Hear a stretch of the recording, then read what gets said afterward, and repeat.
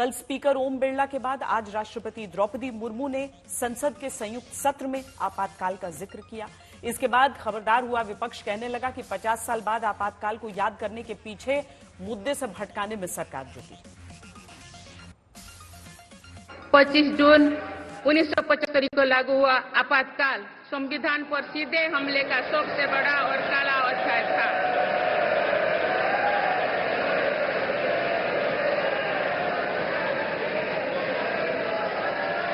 तो पूरे देश में हाहाकार मच गया था, लेकिन ऐसी असंवैधानिक ताकतों पर देश ने विजय प्राप्त करके दिखाया, क्योंकि भारत के मूल में गणतंत्र की परंपराएं रही है।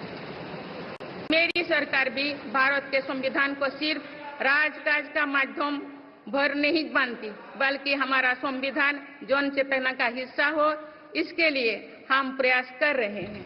ये सवाल भाजपा के लोगों ने क्या किया है? इमरजेंसी में जो लोग जेल में रहे, समाजवादियों ने तो उन्हें सम्मान दिया, वेतन दिया और भी सुविधाएं दी। क्या ये सरकार सुविधाएं दे रही है? सुविधाएं दी होती, उनका सम्मान दिया होता तो शायद बात की होती तो अच्छा लगता है। एक इमरजेंसी की जो कल चर्चा की, एक जो अनडिक्लेयर्ड इमरजेंसी चल रही है जहां एजेंसीज का दुरुपयोग हो रहा है और खास करके विपक्षी नेताओं पे हो रहा है, हेमंत सोरेन जी हों या अरविंद केजरीवाल जी हों, उससे स्पष्ट हो गया है कि केंद्र सरकार अपनी हरकतों से बाज नहीं आ रही है और जनता की जो मेजॉरिटी से कम उनको जगह मिली है, फिर भी इनको समझ में पड़ नहीं रहा है। प्रेसिडेंट भी एक महिला है, मजबूर हो गई, ये आदत बन गई। हालांकि कहते हैं कि सरकार महिलाओं का बल हित में है, मजबूर करती है। प्रेसिडेंट क्या करेगी? वो जो लिख के दिए वही पड़ेगी। प्रेसिडेंट ने कंप्लीट की सरकार बताई, स्टेबल सरकार बताई। हम सब उंगलियों पे गिनती कर रहे थे कि कैसे आ गई। क्या हमने कुछ गलत सुना, देखा? क्या आम जनता ने कुछ गलत कहा? मगर ये जादूगरी जो हम देख रहे हैं, ये जादूगरी देख रहे हैं, अभी देखेंगे, आगे जाके देखेंगे। इनकी आदत है रिवाइंड रिप्ले, फास्ट फॉरवर्ड नहीं करते हैं, भविष्य के बारे में बोलेंगे नहीं। ये जो इमरजेंसी में हम जी रहे हैं उसके बारे में जिक्र नहीं करेंगे। बहुत जल्दी समझ में आएगी कि पक्ष क्या है और विपक्ष क्या है। प्रेसिडेंट एड्रेस अब नहीं रहा है 10 साल से, ये मोदी एड्रेस रहा है, मोदी जी एड्रेस। क्या निकल कर आएगा?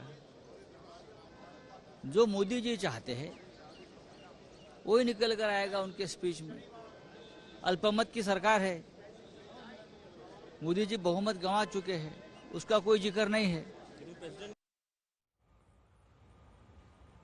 तो अब लड़ाई लगातार संविधान को लेकर चल रही है और इसकी शुरुआत कहां से हुई कि विपक्ष के अलग अलग नेता जब अपना शपथ ग्रहण के लिए पहुंचे, उस समय संविधान की प्रति हाथों में लेकर पहुंचे। अब ये संविधान की प्रति वही प्रति थी जो पूरे चुनाव प्रचार के दौरान भी प्रयोग की गई। फिर जब सत्ता पक्ष की बारी आई तो इमरजेंसी का जिक्र छिड़ा। स्पीकर ने भी इमरजेंसी का जिक्र किया अपने शुरुआती उद्बोधन में और फिर राष्ट्रपति द्रौपदी मुर्मू की तरफ से जब इसका जिक्र आया है तब उसके बाद की ये पूरी बयानबाजी आप सुन रहे हैं।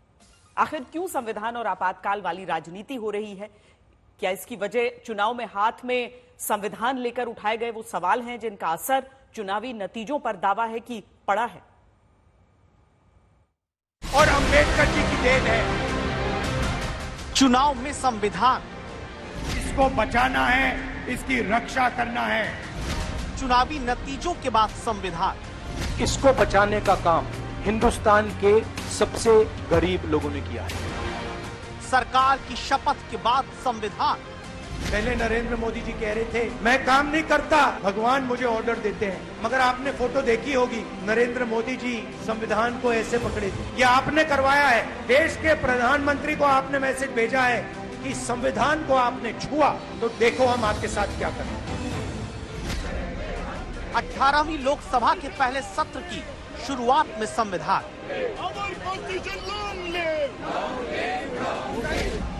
प्रधानमंत्री नरेंद्र मोदी सदन में सदस्यता वाली शपथ के दौरान संविधान। लोकसभा में अपनी सदस्यता की शपथ के बाद संविधान। जय संविधान। ईश्वर की शपथ लेता हूं। सिर्फ कांग्रेस ही नहीं बल्कि साथियों के हाथ में भी संविधान। के प्रति सच्ची श्रद्धा और निष्ठा रखूंगा। क्या जिस संविधान को देश के नागरिकों ने बनाया, जिस संविधान से देश के नागरिकों के कर्तव्य और अधिकार तय हैं, जिस संविधान की शपथ लेकर सरकार और विपक्ष दोनों को चलना है, उसी संविधान को हाथ में लेकर गढ़े गए सियासी दांव की काट के लिए अब आपातकाल के 50 साल के खिलाफ बीजेपी और सरकार ने मोर्चा खोला है। ये सदन 1975 में देश में आपातकाल इमरजेंसी लगाने के निर्णय की कड़े शब्दों में निंदा करता है। जिस तरीके से विपक्ष ने हंगामा करने का काम किया, विपक्ष क्या समर्थन करता है उस दौर का? आज जो संविधान की सबसे ज्यादा दुहाइयां देती हैं, ये भी जरूरी है कि उनका खुद का ट्रैक रिकॉर्ड वो देखें। एक तरफ संविधान हाथ में लेकर हर घड़ी सरकार के सामने खड़ा विपक्ष और दूसरी तरफ उसी संविधान को कांग्रेस के राज में 1975 में दी गई आपातकाल वाली चोट को याद कराती सरकार। जहां बुधवार को स्पीकर के चुनाव के बाद प्रधानमंत्री नरेंद्र मोदी और नेता विपक्ष के तौर पर राहुल गांधी लोकतांत्रिक परंपरा का निर्वहन करते हुए ओम बिरला को लोकसभा अध्यक्ष के आसन तक आसीन कराने ले जाते हैं। सब इन तस्वीरों को देखकर कहते हैं यही सच्चा लोकतंत्र है।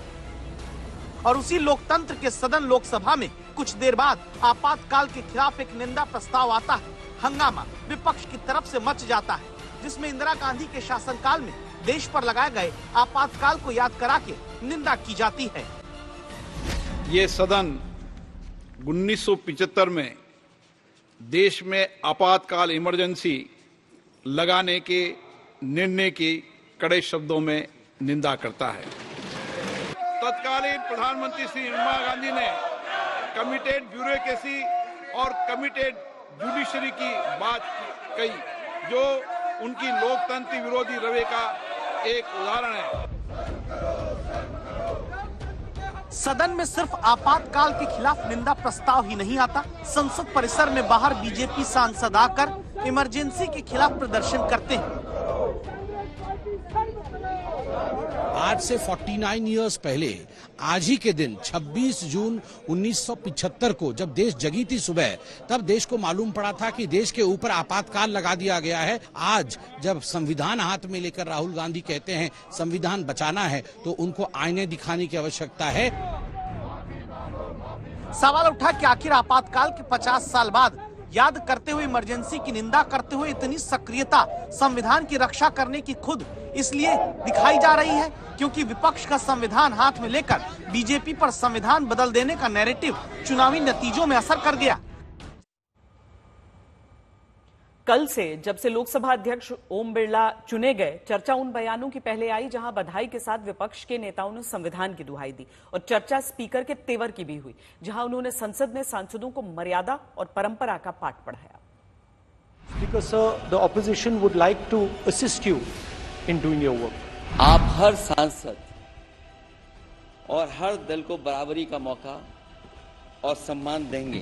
अपेक्षा करते आप हमें अनुमति दें और आश्वस्त करते ये सदन चलना ही चाहिए, कोई दुआ उसमें कोई दो राय नहीं होनी चाहिए। यकीन है कि आप वहां पर बैठे हैं तो ये ऐवान एक कीमती हीरे की तरह ना सिर्फ इस मुल्क की आवाम में, दुनिया में चमकेगा। 17वीं लोकसभा जहां हर साल औसत 55 दिन ही संसद चल पाई, इतिहास में सबसे कम। 17वीं लोकसभा जहां कुल 274 दिन संसद की बैठकें हुई थी, जो कि इतिहास की पूर्ण 5 साल चलने वाली सरकार में सबसे कम रहे। 17वीं लोकसभा जहां 15 में से 11 सेशन समय से पहले अनिश्चित काल के लिए स्थगित कर दिए गए थे। 17वीं लोकसभा जहां 206 सांसद सस्पेंड हुए थे। 2023 के शीतकालीन सत्र में ही 146 सांसद सस्पेंड किए गए थे। 17वीं लोकसभा जहां 35% बिल 1 घंटे से भी कम समय की बहस के दौरान पास हो गए थे। राहुल गांधी, अखिलेश यादव, ओवैसी, सुप्रिया सुले, अरविंद सावंत समेत विपक्ष के कई नेता ने जब स्पीकर ओम बिरला को यह बताना चाहा कि इस बार संसद की सूरत बदलनी चाहिए, और तब विपक्ष से आते तंज के बीच देवर लोकसभा अध्यक्ष ने भी पहले दिन दिखा दी।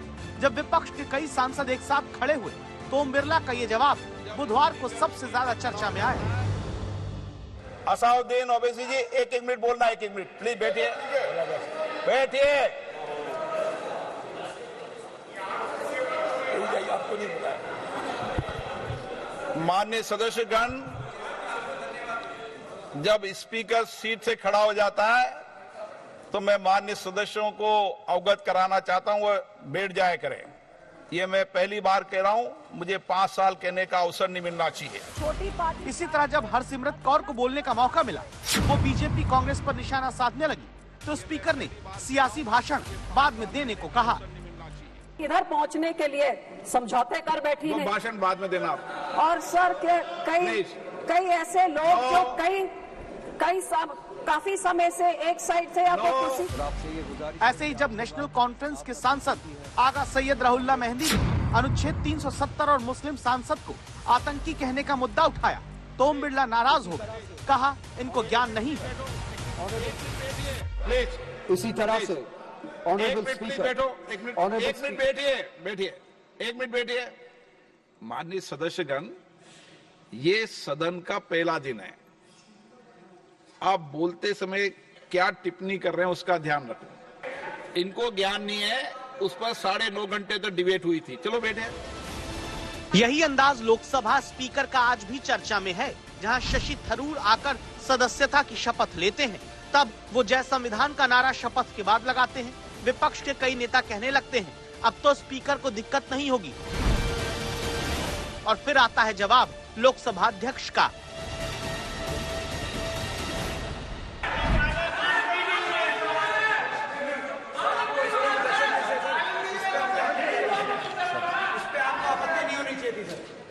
किस पे आपत्ति नहीं हो, सलाह मत दिया करो। चलो बैठो, चलिए।